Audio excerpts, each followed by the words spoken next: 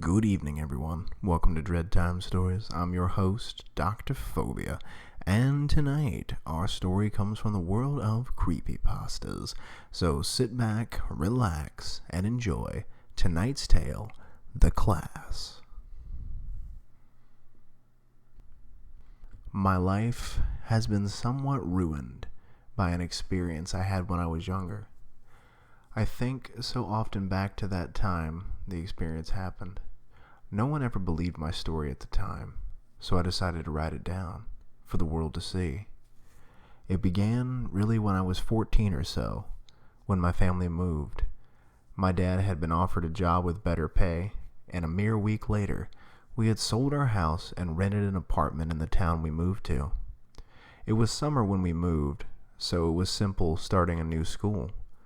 When night term began, I nervously walked from our apartment building to the school, which was rather close. I hadn't had the chance to meet any local kids, so I knew no one, and I was scared of having to make new friends. I really don't recall speaking to anyone that morning. I was too shy, you see.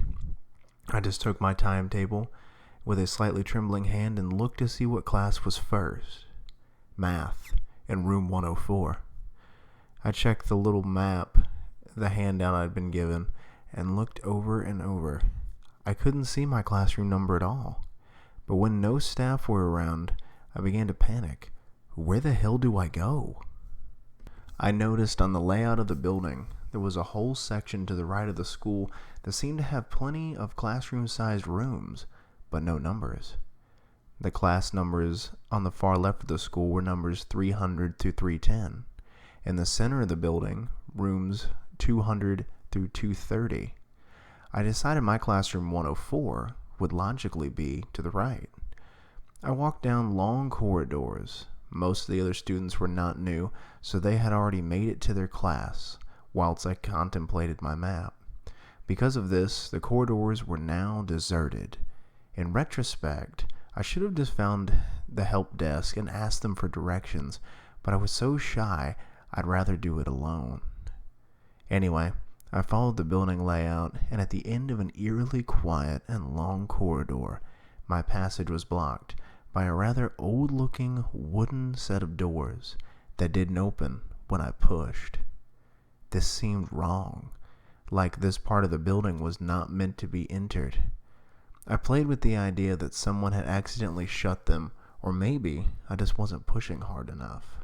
I rammed into the doors with my shoulder, and with a scraping sound of metal on wood, they opened. I realized then that I had broken the bolts on the other side of the door, which were brittle with rust. Horrified at having broken a door on my first day, I was about to turn and run from the scene and just ask someone where to find my class. Obviously, I shouldn't have been in this part of the school. The new corridor was old and dusty. The lockers were all hanging open and unused.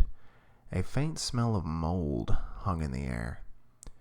But as I turned, I noticed the numbers painted on the glass windows of the door along the corridor. The nearest one to me read 100. Perplexed, I checked my timetable again to assure myself that I had read the class number correctly. It was clear. My room was 104. And just along this corridor, apparently. I began to slowly walk, looking into the windows of each class I passed. 100, empty. 101, empty. 102, empty except for a plastic skeleton hanging in the corner by a pile of yellowing student lab coats. Still, it was enough to make me flinch. As I checked, 103, empty. I heard the voice of an adult man coming from the room opposite. 104. I peered through the window. Full. Except it wasn't what I expected to see.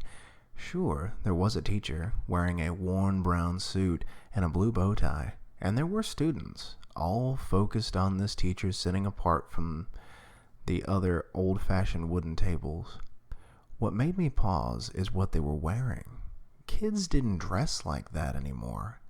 It looked like a classroom from an old film or show. The teacher just stood beside a blackboard, dusty from chalk. Despite this oddity, I knocked on the door. I assumed the school had a poor budget. The teacher didn't notice my knocking, so I quietly opened the door and walked in. None of the students took their gaze away from the teacher, who also paid me no attention. I awkwardly apologized for my lateness, citing that I had got lost. Then I made my way to the only free seat in the room and sat down. I felt my cheeks burn with embarrassment. I must have interrupted the class, I thought. The teacher began his lessons a few seconds, rather casually. His name was Mr. Talori. He began to chalk equations on the board and got the class to solve them. The lesson was rather ordinary, except for the fact no calculators were used. Whenever I raised my hand to answer a question, almost to try and win back the favor from the teacher, he ignored it, and always chose another student to solve the problem.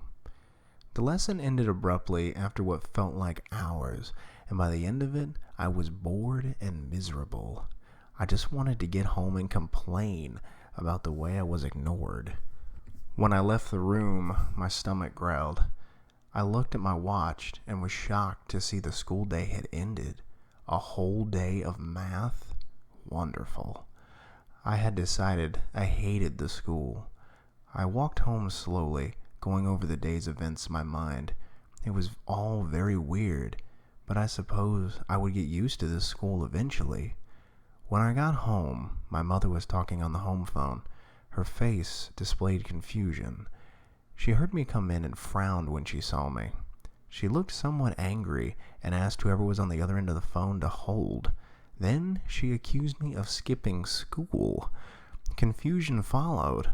I told her I was in class all day, but apparently the school had phoned to say I wasn't in any lessons and they hadn't seen me after I collected my timetable.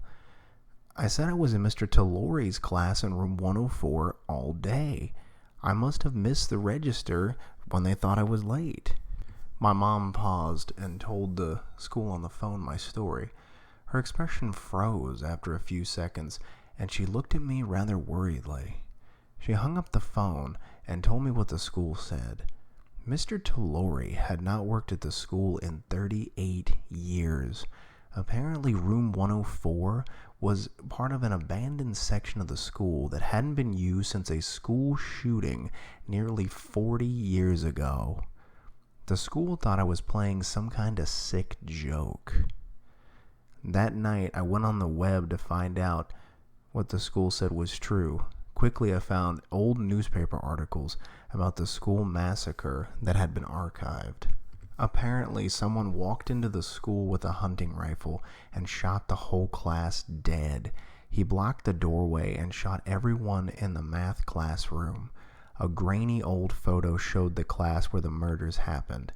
I recognized it immediately. It was 104. An obituary showed tributes to the dead and photos of all that had died. I recognized them too. Mr. Talori and all the students I had spent the day with. My heart felt like it stopped. I felt sick. I felt cold to my bones. After that day, I changed schools. It's been years since I've written this, my account of what happened to me. No one's ever believed me. So you're probably wondering, why now? Yesterday, I received a letter in the mail. There was no address, and it simply appeared in the mailbox. It was a class reunion invite, signed by my old teacher, Mr. Talori. That was the class. I hope you enjoyed it, and thank you for listening. Like I always say in closing, check under your bed, look in your closet, and sleep with the light on. The life you save may very well be your own. Good night, everyone.